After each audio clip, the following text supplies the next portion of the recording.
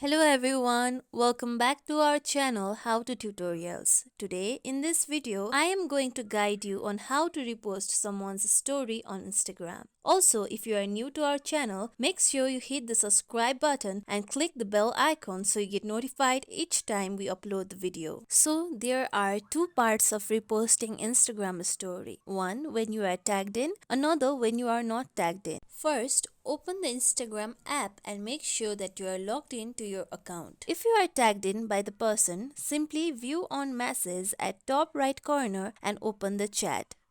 Tap in the message with the picture and you can see the story that other person has added. You can see add to the story, tap in add to the story, and then you can adjust the story by zooming in and out. Then tap into your story option. Now you have successfully reposted the other story. If you are not tagged in, you can take a screenshot of the particular story you want to add. Now at the home page, go to your story at top left corner and open the screenshot that you just took. Adjust the picture, then tap into your story.